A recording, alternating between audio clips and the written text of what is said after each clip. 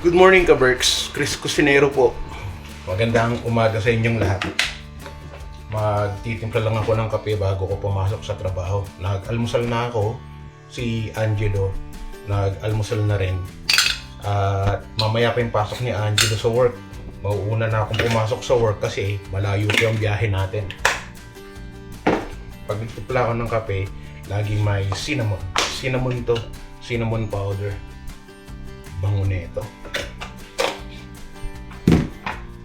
Cinnamon powder lang at saka coffee. Okay na yan. So ito yung iinumin ko habang nag-drive ako papunta sa trabaho kasi nga medyo malayo. Sigurado mauubos ko to bago ako makarating sa work. Anong oras ka sa work na? Alas 2 ka pa? O mauna na ako, papasok na ako sa work ha? O sige na, bye-bye. Paalam lang ako sa anak ko at papasok na tayo sa trabaho.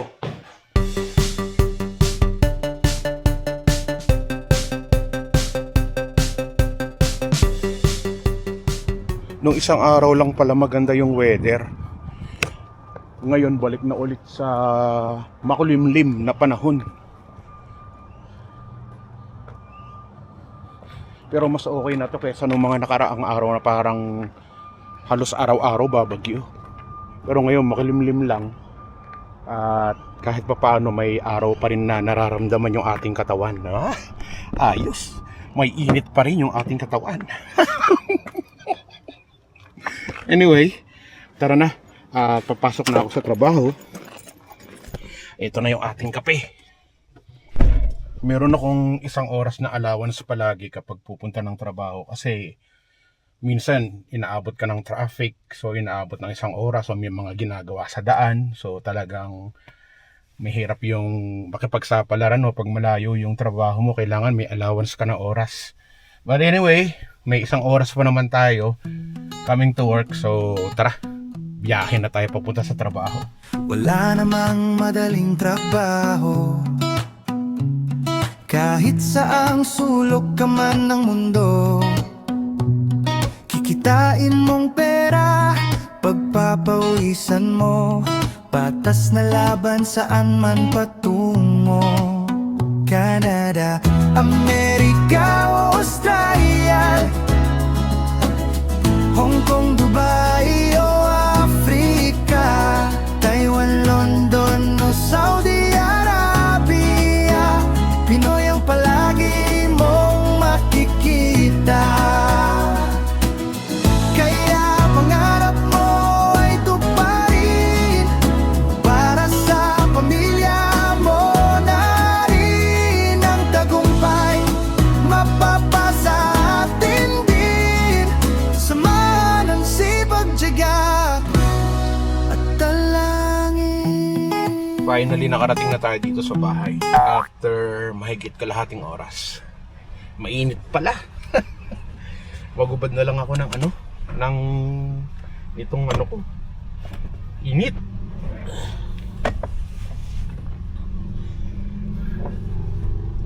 Kahit na makulimlim, mainit. Pero talagang makulimlim talaga eh. Ayan, Kaberks, so kita-kita nyo. Di ba? Buong Calgary makulimlim. Anyway, pasok na tayo sa trabaho. At syempre pagdating natin doon, magsusuot pa tayo ng uniform at kung ano-ano pa. So kailangan na pumasok na tayo sa work. Binitbit ko na rin tong aking kape. Sayang naman, pag iniwan mo sa sasakyan mamaya gabi pa ilabas ko malamig pa to sa ilong ng pusa. Tara na, work na tayo.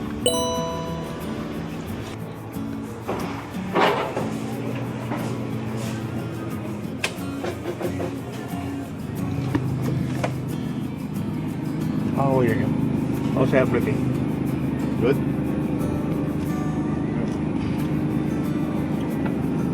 How's everything? It's good. Mahihain tong boss ko dito sa trabaho Okay, see you later. See you.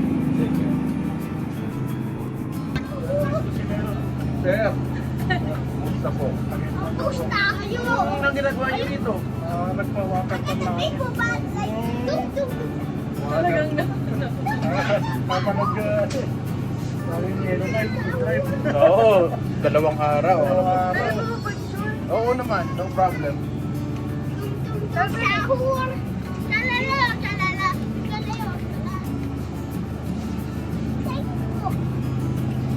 Ayos. Sige po, ingat po. Ingat. Bye-bye.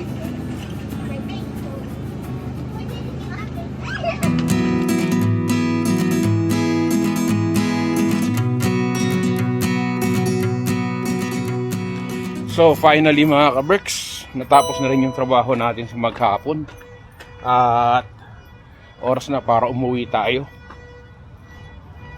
Medyo nakakapagod kasi nga Friday ngayon. So busy sa store. At para tayong kalabaw. Sobrang dami ng trabaho. But anyway, natapos naman natin yung trabaho. Okay lang. Ito na rin yung exercise ko yung ganitong klase ng trabaho. Kahit na nakakapagod, exercise naman yun, di ba? Anyway, tara na, uwi na tayo. At pagdating sa bahay, syempre gutom din ako. At wala akong baon ngayon Hindi ako kumain ng kung ano-ano. Nagkakape lang ako, maya-maya nagkakape ako. At pagdating sa bahay, magluluto pa ako. Inaantok na ako mga ka-Berks. Di ko alam kung may ulam ba doon sa bahay. Hindi ko maalala kung may ulam na tira. At sana meron para init na lang natin mamaya pag uwi. But anyway, tara, uwi na tayo. Nagkita kami ni Cedric dyan sa labas pagdating ko dito sa bahay. Nabutan niya ako ng Subway na sandwich. Huwag na daw ako magluto. Salamat, Cedric. Ayos. Gusto ko kumain ng pansit. Kaya magluluto ako kahit gabi na. Madali ang luto lang to ng pansit. At kailangan ko nang maluto to. Gutom na ako. Saka anong oras na.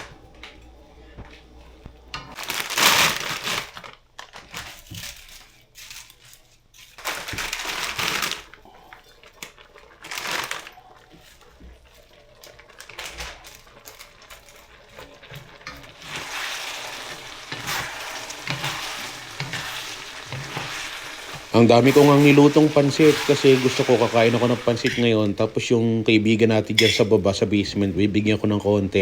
Tapos bukas ng umaga at saka bukas ng merienda.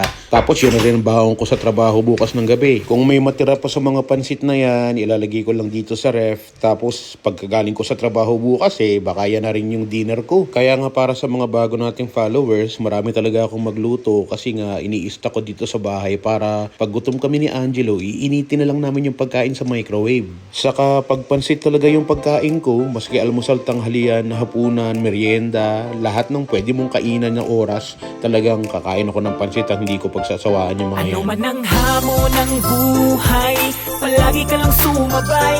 Piliin mo laging sumaya. Kay Chris Cusinero panalo ka. Di lang pagluto at sa kusina, sa adventure ay kasama. Sa lugar na kakaiba, halika na. Kay Chris Cusinero na. Halika na't sumama ka at manood. Mga matay mamamangha, di lang tiyan ang mabubusog. May mga lugar pa lang ganito ang nangyayari. Kapag nakita mo, mapapawaw, mapapagrabe. Mga ka-Berks, tara muna gala. Mga lugar dito kanyang ipapakita. At sa pagluto, matik kayo ay tatakamin. Pag Chris Cusinero, matik papasarapin. Yum! OFW